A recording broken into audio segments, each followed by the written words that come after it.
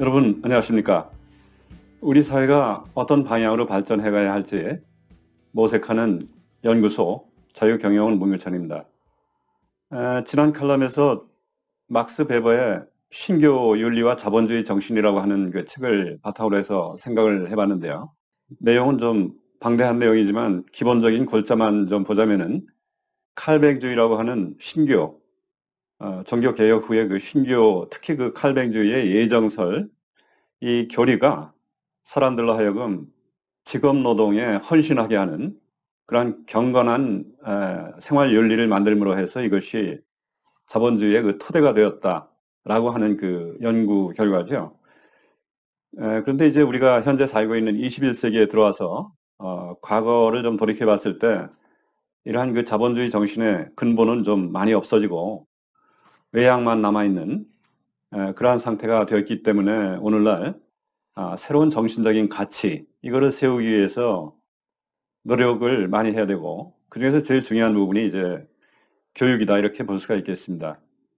우리가 초대 대통령 이승만 대통령이 청년 시절에 이제 한성 감옥에 있었죠. 한성 감옥에 갇혀가지고 쓴 그 책이 독립정신인데, 이 책에서도 이제 보면은 이 조선 사람들로 하여금 어떻게 하면은 근대의 정신이라고 하는 이것을 빨리 함양을 해가지고 기울어가는 이 나라를 발전을 시키고 이 독립을 유지할 것인가 하는 것이 예, 그것을 고민한 내용이 바로 독립정신입니다. 그만큼 나라를 선진화하고 근대화하고 이렇게 발전시키는 데 있어서 교육, 결국은 이제 이 우리 사회를 사는 사람들의 어떤 정신적인 토대, 이것이 교육을 통해 가지고 서서히 이 자리 잡는 것이 그만큼 중요하다 하는 것을 알 수가 있는 것이죠. 그러면은 이제 이 교육 문제, 이걸 생각하면 우리의 그 공교육을 생각을 할 수밖에 없는데, 공교육을 좀 생각을 해보면은 좀 답답한 마음이 많이 듭니다. 온통 뭐 수시냐 뭐 정시 이 비중이 어떻느니, 뭐 학생부의 종합평가가 어떻느니, 공평하냐 아니냐, 뭐 조국의 딸이 무슨 인턴을 했는데 이것이 무슨 실제로 출석도 하지 않으면서 인턴을 받은 것이 아니냐, 뭐 고교생임에도 불구하고 무슨 엄청난 논문을 썼는데 제1 저자라고 이렇게 표기가 되어 있는데 이게 말이 되느니 안 되느니, 뭐 이런 이 스펙을 만드는 그 작업들이 모두 이제 학생부 종합평가라고 하는 이거를 좀 멋있게, 스펙을 멋있게 이렇게 만들기 위한 그런 노력의 일환이었었죠. 이것이 이제 공평성, 어, 우리가 추구하는 정의라고 하는 이런 개념에 맞느니 안 맞느니 하면서 이제 토론회도 많이 벌어졌고, 그런데 우리가 이런 데 이렇게 매몰돼 있다 보면은 한국 공교육이라고 하는 것이 근본적으로 어떤 목적을 가지고 있는지,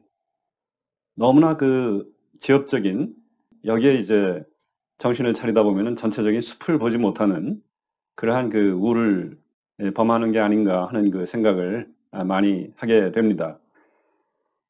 그런데 이제 좀 더 넓게 보자면은 한국의 공교육은 아무런 철학도 없고 오직 어떤 그 세력 간의 어떤 이 힘겨루기, 이 속에서 이제 학생들이 자라난 이 청소년들이 하나의 그 포로가 돼 있다, 이런 생각을 이제 떨쳐버릴 수가 없는데, 뭐 이럴 바에는 차라리 공교육을 없애버리고 뭐 알아서 교육을 해라 하면서 이제 어떤 그 평가 제도를 잘 만들어 가지고서 어떤 특정한 기준을 맞추면은 교육을 단계별로 이수한 것처럼 이렇게 하는 그런 제도가 어떨까 하는 생각도 들고, 차라리 교육부라고 하는 현재의 이 제도, 이거를 그냥 대폭 개혁을 하든지 무슨 수를 내야 되겠다 하는 그런 생각이 좀 드는 것이죠.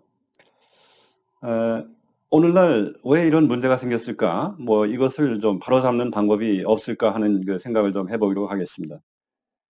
우리가 겪고 있는 현재 한국 사회에 있어서의 공교육의 그 현상, 아, 이거를 좀 보기 위해서 좀 고민을 해봤더니, 뭐 지하철역에 붙어 있는 광고가 하나 눈에 들어오는데요.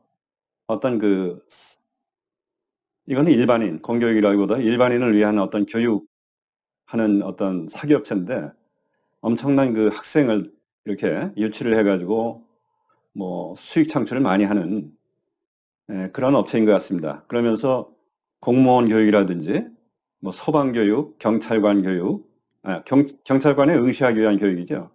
뭐 부동산 중개업 이런 온갖 자격증을 따기 위한 온라인 교육이라든지 학원 교육이라든지 이런 것을 특화해가지고 돈을 버는 뭐 그런 그 시장을 개척을 해가지고 많은 어마어마하게 큰 시장을 창출을 한 그런 그 기업의 광고인데 이런 광고를 보면서도 역시 우리 공교육이 제 역할을 잘 하지 못하고 있다는 생각이 많이 드는 것이죠. 일반적인 공교육의 코스를 밟고 나면은 거기서 나왔는 젊은이들이 자기 나름대로의 그 전공 분야를 다 찾아서 이렇게 취업도 되고 자기의 그 평생 직업을 찾고 이런 그 사회가 되어야 하는데 이것이 작동을 제대로 못하니까 온통 공무원 그 교육, 뭐 100대 1, 뭐 200대 1 한다고 하는 이런 데에 에너지를 소모하는 이것이 이제 한국의 공교육의 실상이다 이렇게 볼 수가 있겠습니다. 또 뭐 어떤 그 토론 같은 내용들을 봤더니 토론회가 뭐 아까 말씀드렸던 무슨 인턴이라고 하는 스펙 이것이 뭐 공평하냐 뭐 이런 얘기들이 이제 온갖 오고 가고 하면서 학생부의 그 종합평가가 이것이 과연 믿을 수가 있느냐 신뢰성이 있느니 없느니 그렇기 때문에 학생부 종합평가에 의한 수시 입학의 비중을 대폭 줄여야 된다. 뭐 학생 내지 교사가 쓰는 그 자기소개서 거기에 나와 있는 스펙 내가 무슨 활동을 했다라고 하는 그 보고서 이걸 어떻게 믿을 수가 있느냐라고 하는 것이죠. 그러면서 그걸 가지고서 이제 수시 입학을 하게 되는데 입학이 당락이 결정이 됐는 그 결과만을 알았지 이것이 어떻게 작동이 돼가지고 내가 합격이 됐고 또는 내가 떨어졌는지 하는 것을 전혀 피드백도 되지 않는 그런 깜깜이 평가인데 이것을 계속해가지고 유지하는 것이 무슨 의미가 있겠느냐 뭐 이런 그 반론이 제기가 되고 또 이제 다른 한쪽 논리는 뭐 문제가 다소 있을지 모르지만 과거에 부자 세습 이런 식으로 부자가 좋은 학교 가고 더 유리한 어떤 그 사교육, 과외 공부 같은 것도 이렇게 하고 해서 이제 좋은 학교를 가는 현상이 그래도 이런 제도가 있음으로 해서 열악한 학생들이 서울의 그 유수한 대학에 합격하는 그 비중이 높아졌다. 그러므로 이 제도를 유지해야 한다. 이런 논리예요. 그래서 이 토론의 그 내용을 보면은 참 이 한국의 공교육이라고 하는 것은 한마디로 얘기를 하자면은 일종의 계급 투쟁의 그 이 볼모가 돼 있다. 그렇지만 우리가 눈을 좀 외부로 돌려보면은 이러고 있을 때가 아닌 것이죠. 이웃나라 일본 같은 경우만 하더라도 일본은 물리학상, 화학상, 뭐 생리의학상 이런 쪽에 뭐 30여 명의 어떤 그 노벨 상을 배출을 하고 있는데 한국은 현재까지 하나도 없지 않습니까? 이런 그 한국의 공교육은 도대체 무엇을 하고 있는 공교육인지 이런 것을 놓고 토론을 해야 되는 것인데 뭐 수시가 어떠느니 그랬을 때 이 내가 속해 있는 이 계층에 돌아오는 효과는 이익이 될지 불리할지 오로지 이것을 가지고 이제 온갖 에너지를 낭비하고 논쟁을 하고 하는 것을 봤을 때 정말 그 한심하다 하는 생각이 많이 드는 것이죠. 그래서 이 대학 입시를 중시하는 한국적인 현실 그리고 이것이 공교육의 평준화로 이어지면서 평준화는 말이 평준화지 사실은 하향 평준화죠. 경쟁을 극도로 제약시하고 뭐 오죽하면 선행학습을 금지한다라고 하는 법까지 있지 않습니까? 선행학습을 하면 범죄를 저지르는 거다. 그래서 이런 사회에서는 이제 우리 사회에서 일단 대학에 들어가면 이제 뭐 커다란 목표가 달성이 된 거예요. 그래서 이제 대학에서 잘 공부를 안 하죠. 대학 교육도 공교육하고 유사하게 대학도 역시 교육부의 통제하에 있습니다. 무슨 그 지원금이라고 하는 이 고삐를 가지고서 이제 통제를 하죠. 모든 걸 통제하죠. 학생 수, 어떤 학생 어떻게 뽑고 하는 그 선발권에 관한 문제.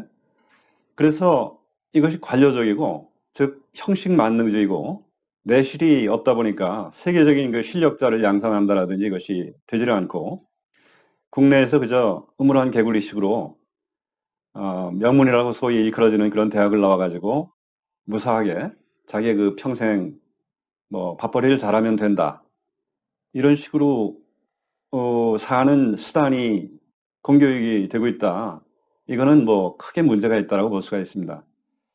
그래서 오늘 그 주제에서 한국과 일본이라고 하는 이웃나라, 우리가 이제 많이 역사적인 문제도 있고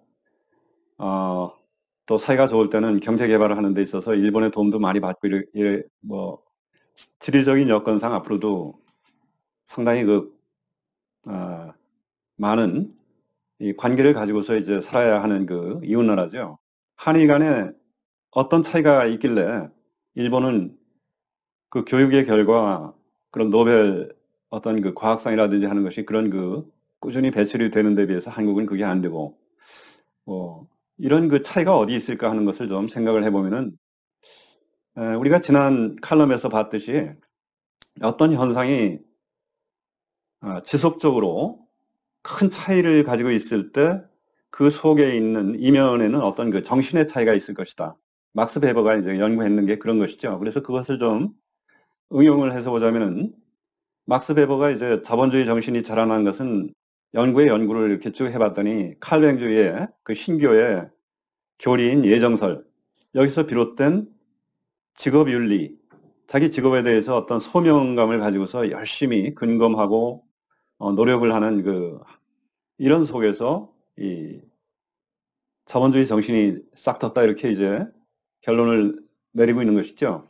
그와 같은 소명의식, 직업에 대한 소명의식, 자기의 전공에 대한 소명의식, 이것은 결국은 조금 더 진전을 시키자면은 일본의 노벨상의 그 차이, 이것도 역시 자기의 전공 분야, 직업에 대한 소명, 의식, 이런 정신문화적인 차이가 있다라고 인정을 해야 된다라고 하는 것이죠. 그럼 우리하고 이제 일본하고 어떤 차이가 있느냐 하는 것을 좀 생각을 해볼 필요가 있는데, 뭐 저는 그런 그 분야의 학자가 아니기 때문에 그냥 느낌만을 좀 말씀을 드리고자 합니다.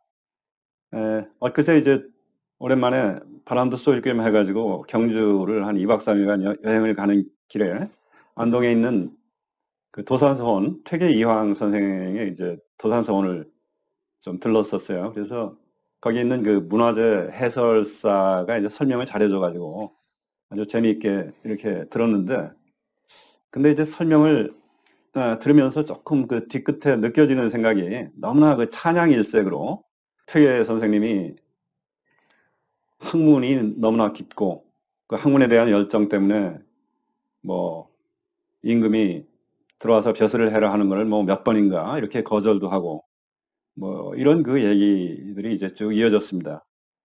물론 존경할 만한 그런 그 성리학자다 하는 그런 얘기죠. 그렇지만 이제 그 시대를 가만히 봤더니 이제 그 시대가 퇴계 선생, 그 이어지는 이제 그 다음 세대인 유일곡 선생이라든지 이런 분들이 주자성리학의 그 대가들인데, 우리의 그 양반 사대부 이 계급들이 주자성리학이라고 하는 이 관념론 속에 푹 젖어 있었을 때, 이웃나라 일본을 보면은 일본은 그 시대의 봉건 영주들 간의 치열한 경쟁을 통해서 어떻게 하면은 지방 권력, 자기가 이 맡고 있는 나라를 더 키워가지고 일본 전체를 우리가 통일을 할 것이냐 하는 그 각축을 벌였던 때죠. 그렇게 하면서 이제 포르투갈 이런 데서 전해왔는 어떤 조총, 이걸 개량을 해가지고 이제 군사적인 강국이 또 돼 있었고, 그 결과 이제 풍신수길, 이 사람이 나라를 통일을 하고 나서 그 분출된 그 힘을 어떻게 주체할 수가 없으니까 명을 친다라고 하는 이런 명분으로 이제 조선을 침략을 했던 것이 이제 임진왜란 아닙니까? 그런 시대에 조선의 그 성리학자들은 관념론적인 명분 싸움에 여념이 없었다. 뭐 이런 국난을 맞아서 백성들을 구렁텅이에 빠뜨린 그러한 그 부분에 대한 어떤 반성이라든지 문제가 좀 있었다라든지 하는 것은 전혀 없이 그저 찬양 일색으로 그렇게 설명을 하고 있고, 이것이 뭐 그 해설사는 뭐 이제 이해가 가요. 그렇지만 해설사뿐만이 아니고 우리 사회의 그 모든 그 어떤 주류 하나의 정신적인 세력들, 이런 사람들의 그 마인드도 역시 조선의 그 성리학자 양반들, 이런 사람들을 그저 떠받드는데 정신이 없는 것이 이 현실이라고 이렇게 생각이 됩니다. 그렇기 때문에 한국의 그 지표들 보면은 뭐 5만 원권의 뭐 신사임당, 뭐 10,000원권의 세종대왕, 5,000원권은 율곡, 1,000원권에 바로 말씀드렸던 퇴계 이황, 오로지 조선시대에 무슨 유학에 관계된 뭐 왕이나 뭐 이런 사대부들, 이런 사람들이 이렇게 그 화폐 속의 인물로 되어 있죠. 그것은 이제 한국이 이 주류 세력이 추구하고 있는 이데올로기가 바로 조선의 주자학에 아직도 뿌리가 깊게 박혀 있다, 이렇게 이제 볼 수 있는 것이에요. 근데 이제 객관적으로 좀 보자면은 그 조선 성리학이라고 하는 것은 양반들만의 어떤 리그죠. 백성을 상민이나 또는 어떤 노비로 삼고 자신들만의 그 나라, 이걸 만들어 가지고서 한 500년간 이렇게 해오다가 조선 말에 이제 근대 국가라고 하는 것을 알았음에도 불구하고 이것을 어떤 입헌 국가를 만들어서 나라를 빨리 개혁을 해야 이게 나라가 서겠다, 이런 생각을 반드시 했어야 됨에도 불구하고 그런 찬스가 있었는데 한 30년간 그냥 문을 닫아 걸고 하면서 이렇게 하고 있다가 결국은 나라를 외세에 뺏기게 됐던 것이 바로 그 사람들 아닙니까? 뭐 오늘날 어떻게 보면은 북한의 김씨 왕조는 조선조로 완전히 그 복귀한 그런 전근대적인 국가죠. 그렇게 본다면은 우리가 이 정신적인 가치로서 떠받들고 하는 이것이 조선의 어떤 관념론적인 주자학자, 이거를 그렇게 존경을 한다 하는 것은 대단히 문제가 있고, 이런 것이 한국의 그 공교육에 알게 모르게 그 영향을 끼치고 있다라고 하는 것이 저야 오늘 그 말씀드리는 문제의식입니다. 그래서 오늘 그 우리 공교육의 이념이라고 하는 문제, 공교육의 목적, 이거를 조금 더 자세히 한번 살펴봤어요. 그랬더니 우리의 공교육에는 어떤 교육의 당연히 그 지향점이 되어야 할 근대 국가라든지 근대 시민의 어떤 정신, 이런 것은 전혀 빠져 있습니다. 교육 목적이 너무나 모호해요. 그래서 이제 교육 목적, 이것이 원래부터 모호했던 건 아닌데, 이것이 이제 1990년대 이후에 민주화 운동 이후에 이제 교육법, 그때까지 있었던 어떤 교육법 같은 걸 다 없애버리고 그 당시까지 국민교육헌장이라고 하는 그런 것도 있었죠. 그래서 그 속에는 보면은 뭐 이제 국내 어떤 각자의 서재를 개발을 하고 애국애족하고 과학입국, 뭐 근검, 노작, 이런 그 근대 국가를 완성하기 위한 시민의 어떤 정신, 이런 것이 상당히 강조가 되어 있는 것을 볼 수가 있는데, 이런 것들을 다 없애버렸습니다. 없애버리고 교육의 최상위법으로 교육기본법이라고 하는 걸 만들었는데, 이것이 거기에 목표도 이제 없어요. 그냥 교육의 목적이라고 하는 것만 한 3줄짜리 이렇게 두리뭉술하게 되어 있는데, 여기에는 뭐 홍익인간, 뭐 인격도야, 자주적인 생활 능력, 뭐 이런 얘기들이 있는데, 이것이 너무나 모호하고, 반면에 일본의 그 교육기본법에 나와 있는 이런 내용은 아주 구체적으로 되어 있는 그런 차이가 있더라 하는 것을 제가 좀 말씀을 드리고 싶습니다. 일본 거를 한번 보면은 일본의 교육 목표, 우리는 홍익인간이라고 하는 것이 이제 무조건하고 교육의 이념이다 하는 것으로 이제 되어 있어요. 근데 일본은 어떠느냐 하면은 교육의 목적하고 목표를 좀 나눠놨는데, 먼저 한국의 교육 이념을 먼저 한번 읽어드리겠습니다. 교육은 홍익인간의 이념 아래 모든 국민으로 하여금 인격을 둬야 하고 자주적 생활 능력과 민주 시민으로서의 필요한 자질을 갖추게 함으로써 인간다운 삶을 영위케 하고 민주국가 발전과 인류 공영에 이바지한다. 이렇게 되어 있습니다. 그런데 이제 일본의 교육 목적, 교육은 인격의 완성을 목표로 평화롭고 민주적인 국가 및 사회의 형성자로서 필요한 자질을 갖춘 심신이 건강한 국민을 육성을 기하도록 이루어져야 한다. 그리고서 이제 교육 목표가 아주 구체적으로 되어 있는데, 교육은 그 목적을 달성하기 위해서 학문의 자유를 존중하면서 다음의 목표를 달성하도록 이루어져야 한다. 하나, 폭넓은 지식과 교양을 익히고 진리를 요구하는 태도를 기르고 풍부한 정서와 도덕심을 배양하는 동시에 건강한 신체를 기르는 것. 둘째, 개인의 가치를 존중하고 개인 가치, 그 능력을 높이고 창조성을 함양시키고 자주와 자율의 정신을 기르는 것과 동시에 직업 및 생활과의 관련을 중시하고 근로를 중시하는 태도를 기를 것. 우리는 그런 말이 하나도 없어요. 이 직업, 윤리, 생활과의 관련을 중시한다. 이런 말이 하나도 없습니다. 세 번째, 정의와 책임, 남녀평등, 자타의 경애와 협력을 중시하고 공공의 정신에 따라서 주체적으로 사회 형성에 참여하고 그 발전에 기여하는 태도를 기른다. 네 번째는 뭐 생명을 존중하고 자연을 소중히 하고 뭐 이제 이런 부분. 다섯 번째는 전통과 문화를 존중하고 그동안 키워온 우리나라와 향토를 사랑하고 타국을 또한 존중하고 국제사회의 평화와 발전에 기여한다. 뭔가 현대의 어떤 글로벌 시민으로서 살아가는 그런 근대 시민의 그 정신, 이것이 이제 들어있는 것이죠. 근데 이제 우리나라의 교육 목적 하면은 모든 교육학자나 뭐 교육을 전공한 사람, 교육부에 있는 사람, 오로지 홍익인간 이걸로 끝납니다. 홍익인간의 이념, 그럼 그거 됐지. 뭐 다른 게 뭐가 필요하겠느냐 하는 식으로 이렇게 돼 있는데, 사실은 홍익인간이라고 하는 것은 단군 신화 그 속에 하나의 그 국가의 왕으로서 일종의 그 지도자의 그 리더십으로서 인간을 널리 이롭게 한다라고 하는 그 일종의 리더십을 표현한 것이지, 이것이 근대 시민의 정신하고는 전혀 관계가 없는 것이죠.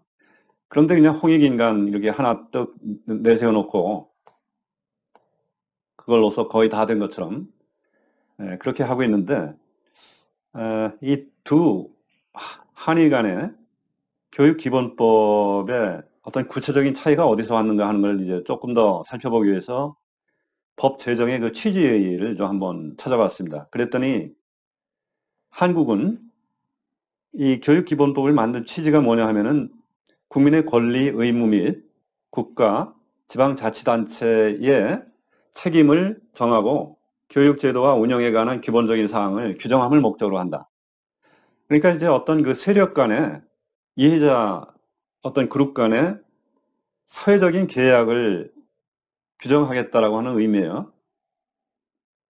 사회계약. 이거를 규정하겠다라고 하는 의미인데 비해서 일본은 국가 발전과 어떤 국민의 복지 향상이라고 하는 어떤 근대 시민을 만든다라고 하는 이것이 이제 그 법 취지의 그 목적이다 하는 것을 알 수가 있습니다. 그래서 일본의 그 법 제정의 그 전문 취지문을 보자면은 뭐 일본 국민은 꾸준한 노력으로 쌓아온 민주적이고 문화적인 국가를 발전시킨과 아울러 세계 평화와 인류 복지 향상에 공헌하기를 희망한다. 이를 위해서 개인의 존엄을 존중하고 진리와 정의를 희구하고, 이 개인의 존엄이라고 하는 부분이 바로 근대 시민의 정신이죠. 공공의 정신을 존중하는 풍부한 인간성과 창조성을 갖춘 인간의 육성을 기함과 동시에 뭐 전통을 개성하고 새로운 문화 창조를 지향하는 교육을 추진한다. 이렇게 이제 되어 있습니다. 그러니까 한국은 어떤 이 계층이라든지 세력 간의 절충, 이것을 교육 기본법의 그 취지로 삼은 거예요. 근데 일본은 그런 것이 아니고 민주 시민을 양성한다라고 하는, 근대 시민을 양성한다라고 하는 뚜렷한 교육 목표가 있는 것이죠. 이 속에서 저는 바로 아까와 같은 교육의 성과 차이가 발생이 됐다. 이렇게 생각을 하고 있습니다. 그래서 이런 차이가 바로 한국의 교육 기본법은 뿌리가 없고 단지 세력 간의 어떤 권리 의무를 조정하는 그런 일종의 계급투쟁적인 논리의 결과다. 그렇게 이제 볼 수가 있는 것이죠.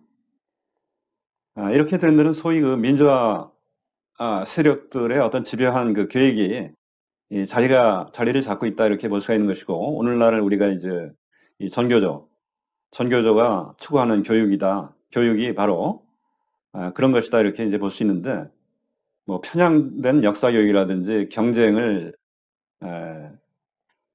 무슨 죄악시하는, 그리고 친북 성향의 어떤 이런 교육, 이런 것이 교육에 이념이 없는 그런 속에서 이것이 나타나는 현상이고, 특히 이제 말씀드렸던 독고적이고 조선의 어떤 선비, 양반 시대를 흠모하는 듯한 이런 공교육이 결국은 어떻게 보면은 사회주의적인 그런 이념하고 유사한 그러한 이념 성향을 가지고 있다 이렇게 이제 볼 수가 있는 것이죠. 이런 것이 한국의 어떤 주류 가치를 형성하는 공교육의 방향이 되고 있다. 이것은 참 문제라고 볼 수가 있는 것입니다. 그래서 이제 공교육이 어떤 우리 아이가 대학 들어가는데 어떤 제도가 유리하냐 이런 문제를 따질 건 아니죠. 대학은 공부 안 해도 다 가도록 할 테니까 관념적으로 너무 경쟁 염려하지 말고 우리가 시키는 대로 잘 해라.